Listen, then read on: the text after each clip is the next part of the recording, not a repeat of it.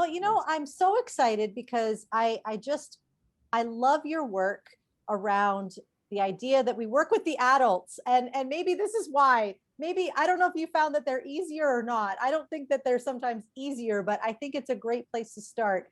And at Flourishing Workplace, that is really where we're trying to make a dent in mental health, is who's holding our kids? The parents. Who's got the parents? The workplace. And we thought of you, and we thought of your work. And I'm just wondering, most of you probably know Dr. Jody, but if you don't, amazing resource for you. Check her out on Instagram.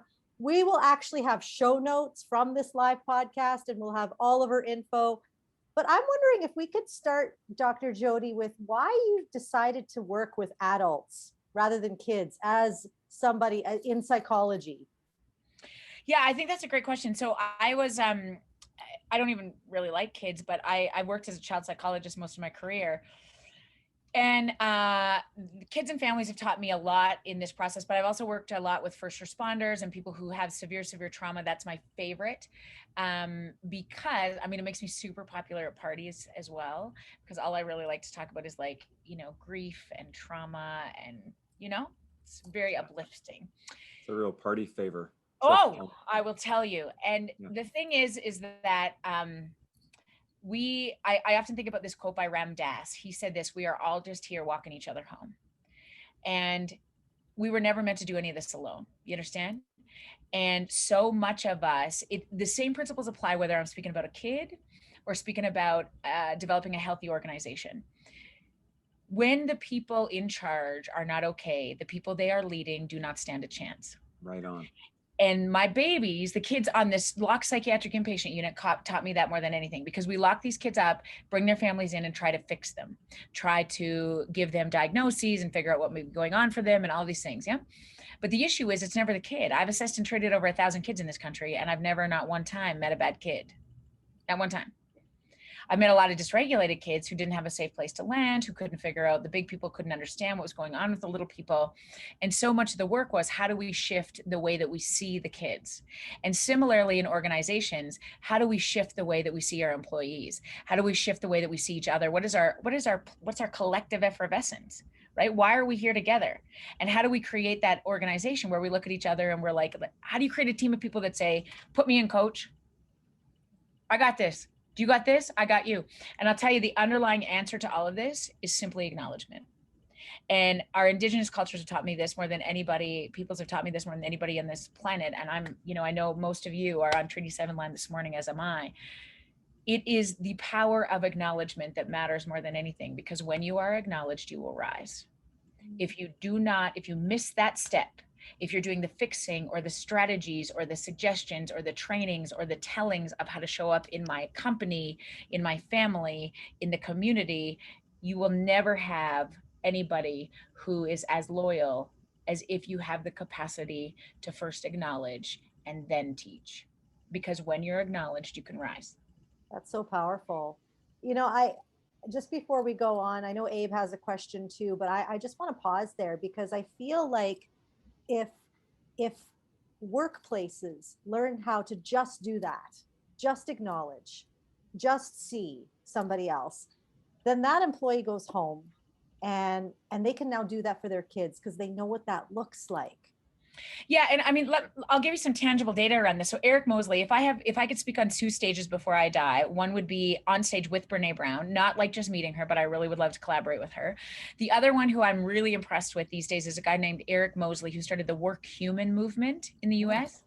And so if you ever get a chance to go to a Work Human conference, it's like life-changing. The first time I went, I basically was following Brene wherever she went. I didn't even know what Work Human meant. And on that stage that year was Tarana Burke and Simon Sinek, and Brene was there. And here's the interesting thing about Eric's most recent data is he said the most important thing in any culture, workplace culture, comes down to appreciation. And my take on that is really around acknowledgement. So acknowledgement and appreciation. Acknowledgement feels more spiritual to me than just simple appreciation. But his data is really clear. If you appreciate your staff 0 to 2 times a year, turnover rate is 27%. So you think about how much time we do administrator day appreciation. Oh, It's good. We do staff appreciation one time a year. Everybody gets a carnation. Maybe after 5 years, you get a stupid pin. Dumb. What he says is if you want to drop your turnover rate to below 2%, the level of appreciation is 12 times or more. 12 times or more in the run of a year, you should be appreciating and acknowledging the people who go to battle for you every single day. You understand me? 12, and we say, how do we afford that? It doesn't have to have a monetary value. It means the conscious awareness of leaving notes on desks, of bringing high chews into the staff room, of being able to go out into the parking lot, be very creative, tuck a note under somebody's windshield wiper. What would happen to you if you came out into the parking lot today after you worked your shift or whatever you did in this company or this program that you work with, and there was a note, an anonymous note that said, I just need to tell you, I can see how hard you're working, and I feel so lucky to be doing this with you. Drive home safe. So I just love that. Sorry, this is my show. I don't know if you know this. Yeah. So what Yeah, I know. happens It is yours. Absolutely. Go for it. what happens is, Abe, it leaks out your balls. Okay. When you are appreciated, it leaks out your balls, your eyeballs. And what's really critical about this is 12 times. Huh? Imagine you want a productive organization, appreciate them. It doesn't cost you anything. Buy some charcuterie boards, sell a Chromebook and buy charcuterie for your staff. Done. That's it. Love it. Carry on, Abe. No, I mean, actually, I'm curious though, because like all of that is like really good, and we've heard it for so many years, but like nobody's doing it, and it's kind of like WTF? Like, what has to shift in our psychology and our mindset and the way that we think as leaders that this becomes the way that we do business, right? And that's what we're really talking about here is, you know, because everybody goes to these conferences, rah, rah, rah, and oh, we're going to go home, and then 3 weeks later it's gone. So, you know, what kind of work needs to go on in here and in here so that that leader shows up like that on a regular basis? Two things. Relationship knows no hierarchy. So I want to create a group of people that also feel very comfortable to come to me, right? Know that if you've ever identified yourself as just this in your company, I'm just the custodian, I'm just the VP, I'm just the whatever. Never underestimate your power, because relationship knows no hierarchy. And I really speak to our team about this all the time. I need to hear it just as much as you do. How do we walk each other home through that stuff? Because I think sometimes what we do as leaders is we work very hard at appreciating our staff, and we do shit all for us. So there's 3 things I need to do every single day that I try. So when I fail horribly, and I do frequently, these are the 3 things that I have forgot about. Reconnecting to my people, not necessarily my team, my people, my breath, and my why. Okay. My people are the ones where if I need a bra or to do my hair, not my people. Very few, select few. My people, my breath, very similar. I'm going to write a whole chapter in the next book around this. So each of these 3 things will take on half a book, right? So we'll just go through them quick. But your people, your breath, take a deep breath with me right now. Do it. Drop your shoulders. Relax your jaw. Drop your tongue from the roof of your mouth. And wiggle your toes. Do you remember her? Do you remember him? That's what it feels like to be in a calm body. Imagine the shit you can accomplish when you show up in this body. But oftentimes we are not there. And it is a reconnection to your breath, because I promise you in 30 seconds, you will do this again. Because you're thinking about supper, or who's getting the kids, or what did I do about this, or this is kind of dumb, what a waste of my time, how much longer do we have? Like all of those things start to happen, zip. And then I always get back to, why do I do this? For me, it's not about, do I love to make money and be successful? Absolutely. Will I speak to Oprah? Will I meet Brene? Fucking right, I will. Do not underestimate me ever. However, I got to know why I do all this, or I lose sight of it. Why? For me, not you, for me, we're just here walking each other home. He called me by name. And so I will serve. And if I am not looking after me, the amount of times I get kicked in the teeth and the knees and the things, and my marriage is trying to hang on because guess who's the boss, him or me? Me. guess what happens with trying to be a mom and manage all the guilt and manage a team of 15 people and why am I doing this? We're just walking each other home. Come on. I cannot tell my babies how to be successful or anti-racist or kind or have empathy or be inclusive in their diverse thinking if I don't show them. So, am I going to show them? You're right, I am. Mom, can you read this story? Nope, not tonight because I'm on the road. Oh, it's very sad. I know, I'm very sad too. But we get to tomorrow when I get home. Right? How do we step into that? I have to reconnect to those three things every single day. My breath, my people, my why. I think that coming back to why is a really good way to engage people too in connecting with people at work. Why are you here? What fuels you? What lights your mojo? What's gonna bring you to life? Connie, you know what the most powerful question that I use these days is this. When I sit down with an employee or a team member, I would say to them, why are we lucky to have you? Ooh, great question. Why are we lucky to have you? Try to answer this for yourself. Why is your team lucky to have you? I mean, we say practice gratitude, which is a really great thing. Tons of research on it. Yeah, I'm thankful for my house and my car, my husband. I'm thankful for the sunshine. Good for you.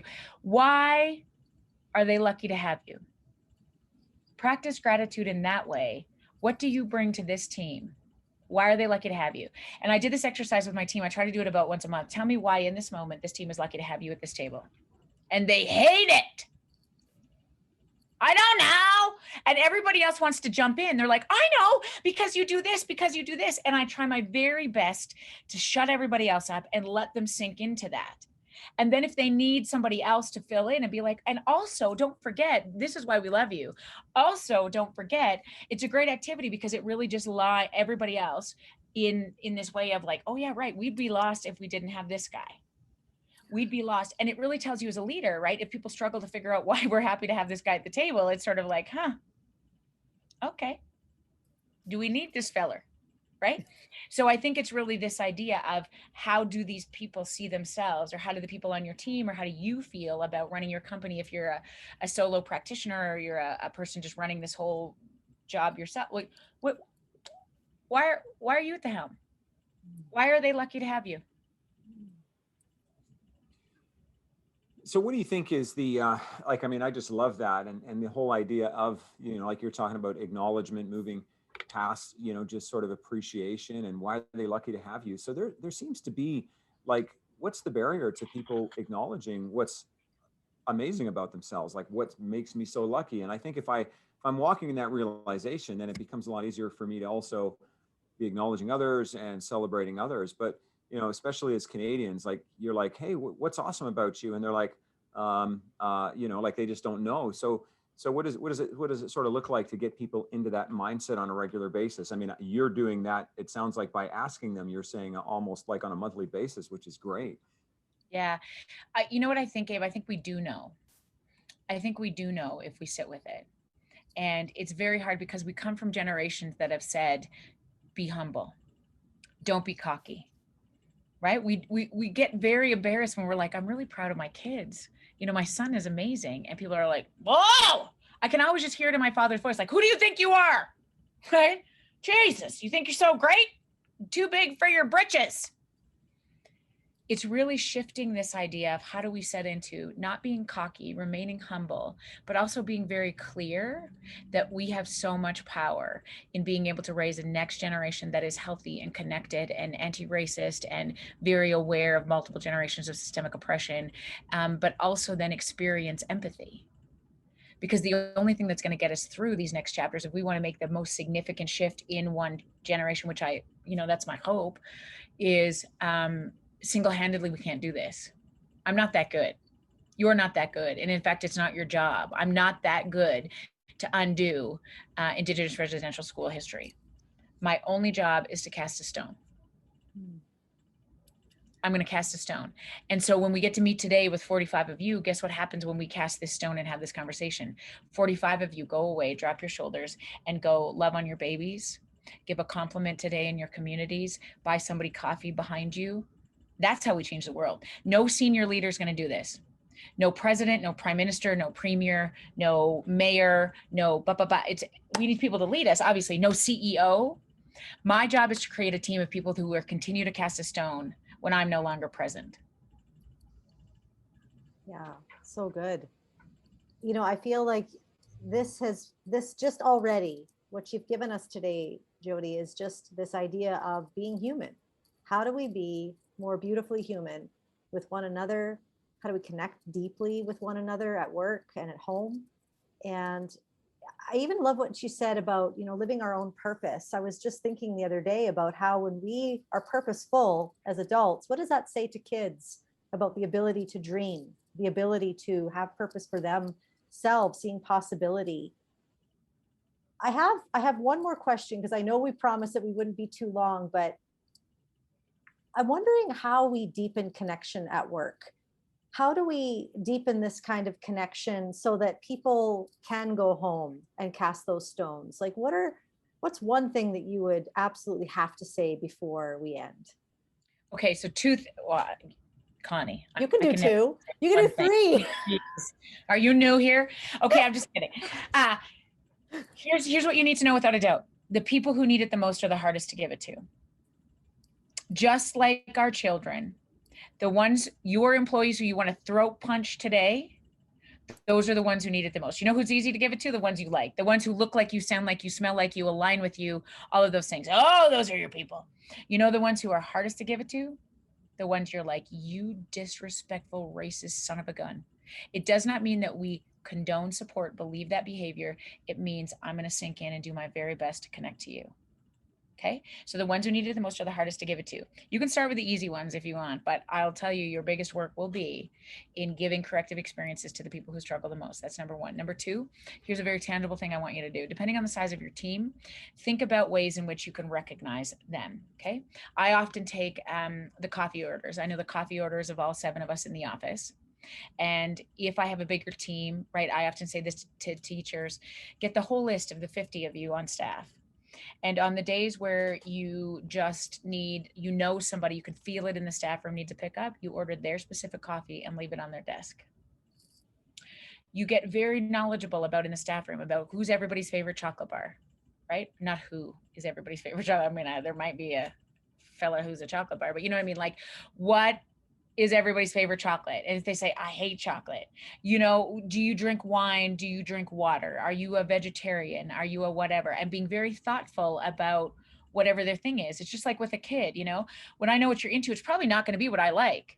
I mean, I could give a shit about TikTok right now. I think it's dumb. But I will tell you, when I learned the new TikTok dance with my 8-year-old, I am the coolest mom on the planet. When her father does a TikTok, oh, dear God. I've never seen moves like that since Billy Bob's in '93. I'm not gonna lie, but it is what changes her life. Right? You know what I mean? Trauma now, right? Just drama. But I think that's really what I want you to think about. Is it doesn't mean you need to condone. I mean, I hate cats, but if there's a woman on my team who's a cat lover, knits cat sweaters, guess what? Tell me more. Almost time I'm gonna learn about cats. So it's really that idea, right, of showing genuine interest in the things other people care about. And when you are acknowledged, you will rise. Our Indigenous peoples have taught us that again and again and again. It's not an apology. It's not a one-shot deal. But when you are acknowledged, you will rise.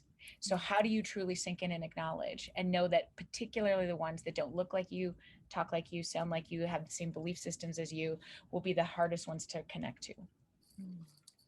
So there's a really good question in the chat window here from, from Trivia Barry, and just saying, how can you sink into those that are so disrespectful? And I think, that's a pretty good question. What are your thoughts on that? You don't tolerate it, right? There are take charge moments. Okay. There are completely take charge. If you are so offside that you're being hurtful to me or anybody else on my team, you're done. Do not doubt me. I will keep everybody safe here. But what we often then miss is the opportunity to grow. And that if we shut everybody out, you have to model this all the time, right? Dan Siegel talks about the emotional regulation component of this. And so even Gordon Neufeld says, I want you to collect before you direct, right? How do I hold space first? Here's the 3 words that allow me to hold space, especially when I want to throat punch somebody. Tell me more. Yeah, this is ridiculous. I'm not listening to somebody who is a person of color lead this company. Just a second. Look at me. Tell me more about what you mean by that. I need to know more about that, because oftentimes there is something there that I need to address. I need to connect about. If I just say, you're out, we don't speak about, if I ever hear that again, you will never have a job. Oh my God, what are we missing? What are we missing? Come here. Tell me more. Now, is that appropriate? No way. We are going to have a conversation about that. Do I condone that in my company? Not one time. I want to know why we're here. And then I decide how to act. Okay. And so much of us, we have so many implicit biases, particularly racial biases. Women, this is really interesting. I'll just share you this data really quick, but women, white women, often in hierarchical organizations, feel it necessary to even lean down on women of color in an effort to say we're fighting the patriarchy. There's such a huge subset of data around this that we say we feel justified. Look out, I'll take it from here. No, I got it. Because of some of our implicit biases. And we feel justified in that because, oh yeah, as women, we're fighting the patriarchy. But even the marginalization that occurs within our own genders, we are so blind to.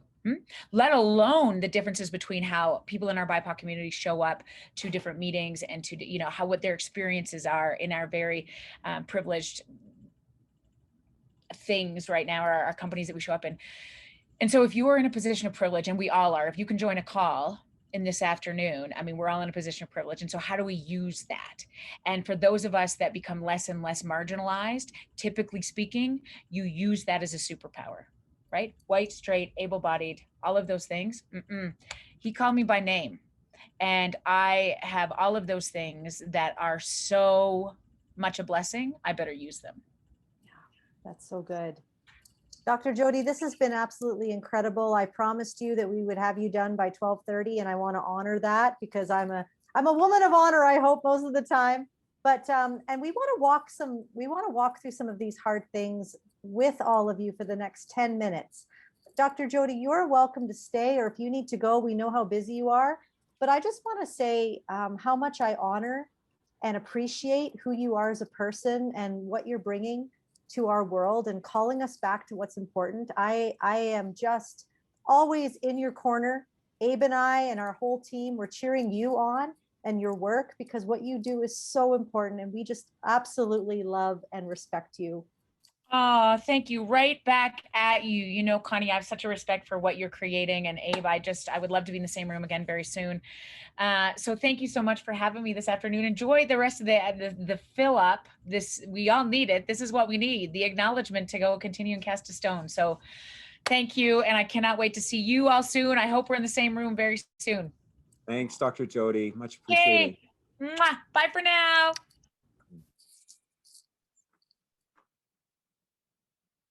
Well, thank you all for being here. We want to acknowledge some of the things that Dr. Jody was talking about. And I know that some of you have had questions. I saw in the chat very briefly, and it's quickly gone up.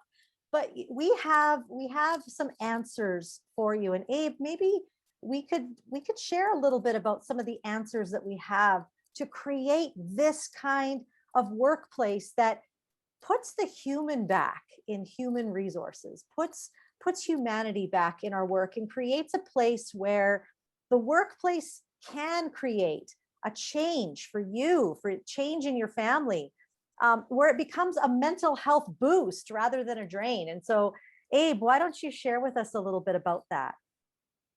Yeah, and I love one of the questions, I think it was from Audrey in the chat window, and sorry we didn't get to ask Dr. Jody. She's on a pretty tight timeline, but what if you are in a toxic workplace and you're looking for another job, but you need the paycheck? What can you do? And, we don't necessarily have a specific answer in your situation, but from a bigger picture perspective, our big belief is that we're spending, like, if you think about it, like 50% almost of our waking hours on the job.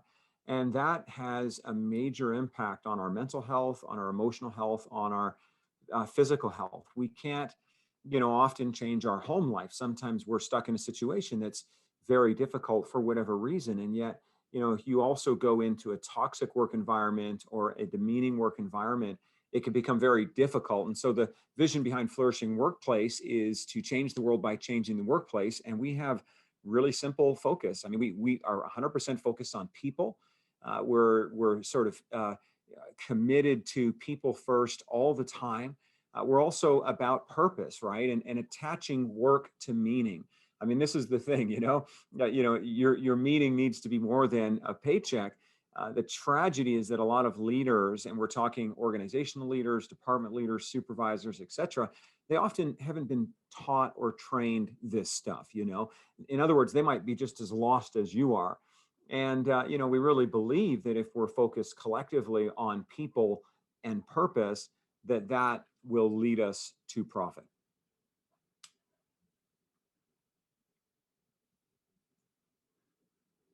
Forgot I was muted. It's so true. COVID has really changed the game. And, Audrey, what you brought up about toxic culture and even just toxicity in general, this is something that a lot of people are feeling. And one of the things that we have been absolutely dedicated to doing while COVID has been on, we've been in hiding and we have been creating something that is quite substantial that can identify these challenges and bring people to where we all want to be. And that is this idea of a workplace that isn't just resilient. I love what Abe says. He says, do you want to be resilient or do you want to flourish? You can be the most resilient person and be miserable, because resilience is often what comes from grit. It has to come from overcoming incredible odds. And how many of you have overcome incredible odds over COVID? I mean, it's just been one challenge after another. And so you can say that you are resilient, 100%. Every single one that's here has probably got a COVID story or a story that even beyond COVID, but are we flourishing? Are we thriving? Are we living that purposeful life? Are we feeling connected? Do we feel acknowledged as a person? And so what we have is we've created a framework that has this evidence-based foundation to it. And we love it because it was created by a psychologist, Dr. Wayne Hammond, as well as Abe, who has his MBA, and it's heart-centered. So it's this beautiful trinity of what I personally, in my 20 years of mental health, see as a real strong foundation for what it takes to flourish. So really, basically, all it is, whoops, where did it go? Whoops, is the fact that we spend so much time at work. And the goal is that, what if work was a mental health boost?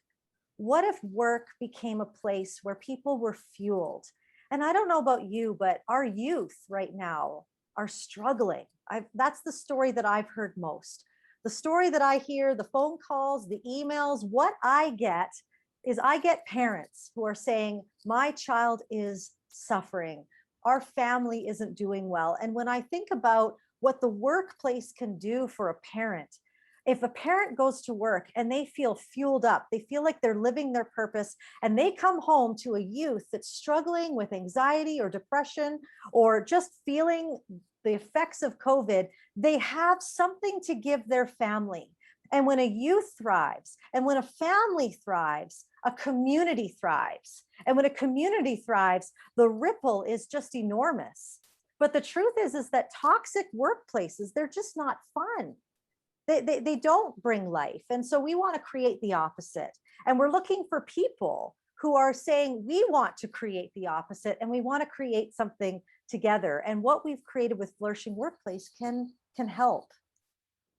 Yeah, absolutely. And at its core, Flourishing Workplace, I mean, Dr. Wayne Hammond and myself really put a lot of the content together, certainly with lots of help from Connie. But the heart behind this is really this question, and that's, how do you create a workplace where everyone thrives, where everyone belongs, and then of course everyone contributes? And we all want that, right? I mean, I don't want to be in a workplace where I'm thriving and you're not. I certainly wouldn't want to be in a workplace where you're thriving and I'm not. And absolutely, we don't want to create exclusive spaces. We want to create inclusive spaces. Like Dr. Jody said, And we're very similar. We draw the line on safety and psychological safety 100%. And when you have that kind of environment, what happens is everyone contributes, right? Because now I feel safe and now I feel free. And I may need some coaching and some support around how to make that contribution so that the objectives of the company or the organization and me are aligned. But that's a part of the process of what happens when we have a healthy, flourishing workplace. And, you know, frankly, our big sort of idea is we don't just care about the business. I mean, the business is important. And, you know, it's easy to throw stones at businesses today and organizations and leaders. And I think we've probably all done that, but they're also struggling. And again, back to Dr. Jody, right? We're walking this journey together, right? We're walking each other home. And so how do we walk those leaders home? How do we walk each other as employees and team members home? And how do we actually bring that sense of care and that sense of belonging? And so we just wanted to throw this out to you, you know, that we would deeply love the opportunity to have more of a conversation. You might be on the call today saying, well, I'm not the decision maker. I'm not a person who, you know, makes those kinds of decisions. And, you know, our sort of response to that would be, yeah, no problem. There's no high pressure here, but perhaps having a conversation with you and a member of our team like Brad or Alnur or myself or Connie or Cynthia or whoever would give you a chance to understand it so that perhaps in your organization, then you could position it to the individual or people who are decision makers. And perhaps you are a decision maker. And if you are in that sort of a seat, I can assure you that if it's not a fit, it's not a fit. But we'd love to get the opportunity to share it with you. So sort of the next steps would be, you know, book a discovery session. And then after that discovery session, we would provide you with a detailed roadmap at no cost. In other words, based on that discovery session, here's what we think would help based on this flourishing workplace solution. And then if you decided to go ahead, then we would walk with you to put it into practice. You're never going to be alone.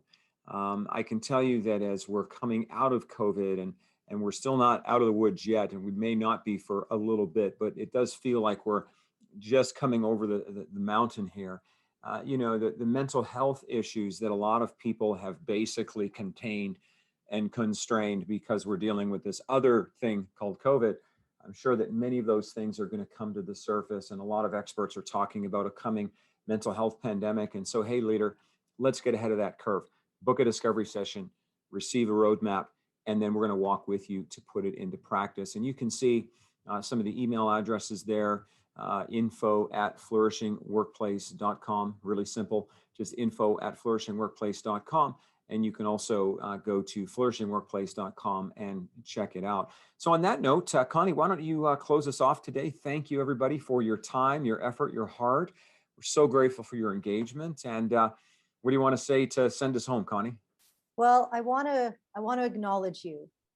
I think that what Dr. Jody said about whatever gets acknowledged will rise. And when you are acknowledged, you'll rise. And we just want to acknowledge you for everything you fought for in the last year, everything you've been through, everything you've stuck around and showed up when it was hard. We want to acknowledge that in you and remind you that you are not just called to be resilient, you're called to flourish. And we just absolutely are cheering for you. We want you to know you're not alone and that we have you. We've got you. And let's do this together. That's so good. Thanks so much, Connie. And we'll see you guys next month. We've got another special guest. So make sure that you tune in. And again, if you're interested in a discovery call, just send a note to info@flourishingworkplace.com and we will connect. Thank you so much. Take care. Bye.